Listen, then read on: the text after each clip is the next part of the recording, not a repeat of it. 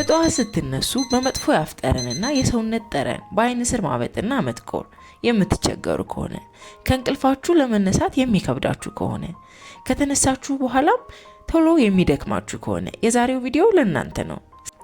ሰላም፣ ዛሬ ቀኑ ሙሉ ማራኪ ጠረን እንዲኖረን ፊታችን ፍክት ያለ እንዲሆንልን በአጠቃላይ ገጽታችን ብቻ ሳይሆን ቀናችን ሙዳችን የተስተካከለ እንዲሆን በጠዋት ማድረግ ያሉብንን ነገሮች እናያለን። የጠዋት ልምዶቻችን የሙሉ ቀን አዋዋላችን ላይ ትልቅ ተጽዕኖ መፍጠር ይችላሉ። ለዚህም ነው በተስተካከለ መንገድ ጠዋታችን መጀመር ትልቅ ተጽዕኖን የሚፈጥረው። አንደኛ፣ በጠዋት መነሳት። የመጀመሪያው ልናስተካክለው የሚገባ የየቀን ልምዳችን ውስጥ ዋነኛው በጠዋት ከእንቅልፋችን የምንነቃበት ሰዓት ነው።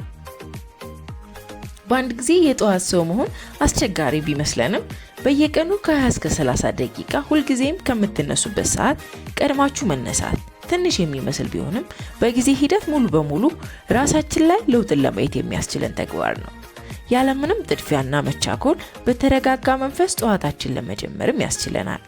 በዚህ መልኩ ቀናችንን መጀመር መቻል ያለ ችኮላ ዝግጁ ለመሆን ብቻ ሳይሆን ሰላማዊና የተረጋጋ ቀንን ለመጀመር በራስ መተማመናችን ከፍ ለማድረግ ውሏችን ለማቀድ የምንችልበት መንገድ ነው።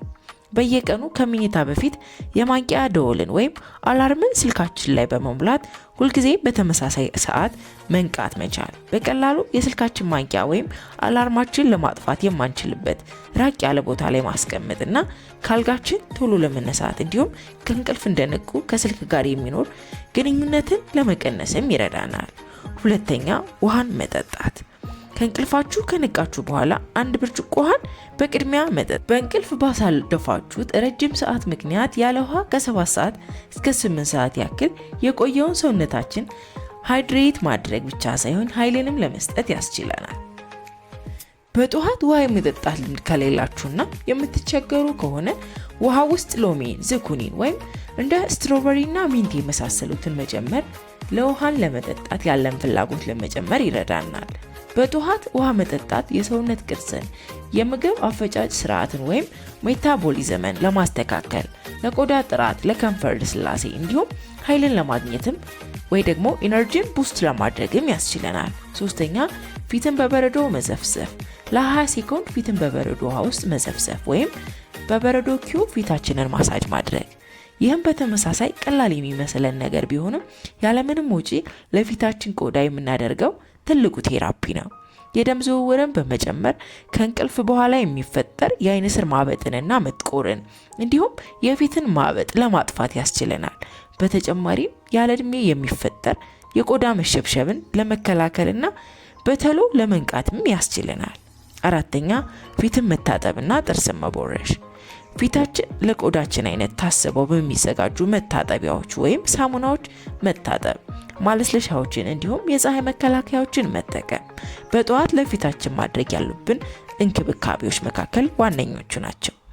የቆዳ ጥራትንና ጤንነትን ለመጠበቅም ያስችለናል። ጥርስን መቦረሽ። ሁልጊዜም የጠዋት ሩቲናችን አንደኛው አካል ጥርስን መቦረሽ መሆን አለበት። በተለየ መልኩ ያፍጠረን የምትቸገሩ ከሆነ ደግሞ ከዚህ በፊት የሰራሁት የአፍ ውስጥ እንክብካቤ ቪዲዮን በመመልከት ወይም የቤት ውስጥ ግብዓቶችን እንደ እርድና ኮኮናት ኦይልን በመጠቀም መጥፎ ያፍጠረንን ለማስተካከልና ለማጥፋት ትችላላችሁ። አምስተኛ፣ ሰውነትን ማንቀሳቀስ።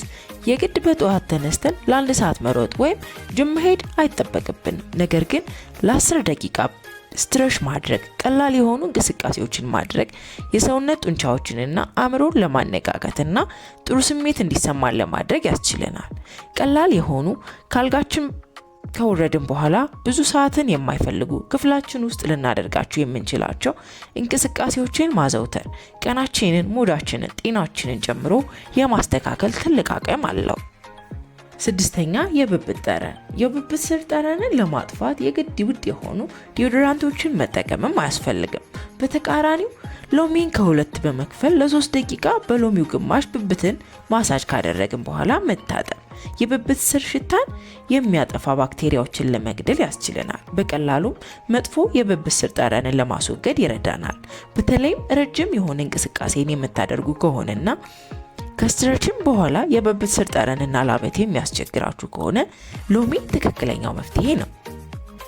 7ኛ ጆርናሊንግ ወይም የቀን ውሎ ማቀድ። ለእይታ ማራኪ የሆኑ ጆርናል ማድረጊያዎችን ማዘጋጀት የማትችሉ ከሆነ ደግሞ የስልካችሁ ኖት መያዣ ላይ ማለትም አፕሊኬሽኖቻችሁን መጠቀም። በተቻለ መጠን ሁልጊዜም ጠዋት 3 ነገሮችን ለመጻፍ መሞከር። አንደኛ ለዛሬ የተደረገላችሁ የምታመሰግኑበትን ግሬስፉል የሆናችሁበትን ነገር መጻፍ። ሁለተኛ ለቀናችሁ አንድ ዋና የምታስቀድሙትን ተግባር መጻፍ። ሶስተኛ ዛሬ ለራሴ ይህን አደርጋለሁ። እነዚህን ነገሮች መጻፍ ማይንድ ሴት የሁሉም ነገሮች መጀመሪያ ነው። ጆርናል ማድረግ የማትወዱና የማይመቻችሁ ደግሞ ቱዱ ሊስትን ወይም ዛሬ የማደርጋቸው ነገሮች የሚል ዝርዝርን በማዘጋጀት መጻፍ። ነገር ግን መርሳት የሌለብን የውሸት እቅድ ወይም የማናደርገውን ነገር መጻፍ ሳይሆን ትንሽም ቢመስለን ማንኛውም የቀናችን እቅድ መጻፍ ያለምንም ጫናና መጨናነቅ ለራሳችንና ለኛ ትርጉም በሚሰጠን መልኩ ጆርናል ማድረግ የተሻለ ቀንን ለመጀመርና ለማስኬድ ይረዳናል። 8ኛ መዘጋጀት። ለመዘጋጀት ሰዓቱ ሲደርስ ያለምንም ጥድፊያ የምንለብሰውን ልብስ መልበስ፣ ጸጉራችንንና ፊታችንን ከንፈራችንን መንከባከብ። ቀኑ ሙሉ ቤት ውስጥ የምታሳልፉ ቢሆንም እንኳን የሁልጊዜም የጠዋት ሩቲናችሁ አንደኛው አካል ጊዜ ወስዶ መልበስና ራስን መንከባከብ ዋና ተግባራችን ሊሆን ይገባል። በጠዋት ለራሳችን ጊዜ መስጠት ልምድ ሁልጊዜም ራሳችን ማስቀደም እንድንችል ይረዳናል። የግድ ሁልጊዜም በጠዋት ጸጉራችን ማበጠር ወይም ደግሞ ጸጉራችን መታጠብ አይጠበቅብንም። ሜካፕ ማድረግም ላይጠበቅብን ይችላል። ነገር ግን ሁልጊዜም ራሳችን ጋር ጊዜ ወስደን መንከባከብና ራሳችን መጠበቅ መቻል ይኖርብናል።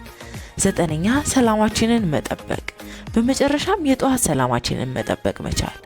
ከእንቅልፍ ከነቃችሁ በኋላ ከራሳችሁ ጋር ብቻ ጊዜ ማሳለፍ፣ ከስልካችንና ከውጭው ዓለም ራሳችንን መግታት። ቢያንስ ለ30 ደቂቃ ያክል መልእክቶችን፣ ኢሜሎችን ቼክ ከማድረግ መቆጠብ ወይም ቲክቶክ ላይ ስክሮል ከማድረግ ራሳችን መቆጠብ ጠዋታችን ሰላማዊ ማድረግ የሚያስችልን አንደኛው መንገድ ነው።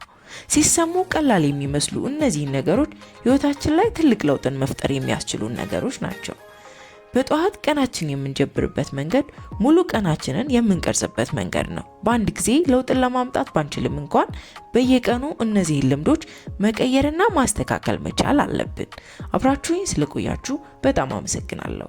በቀጣይ እንድሰራላችሁ የምትፈልጉት ማንኛውንም ነገር ካለ ኮሜንት አድርጉልኝ። ድጋሚ እስከምንገናኝ ሰላም ቆዩ።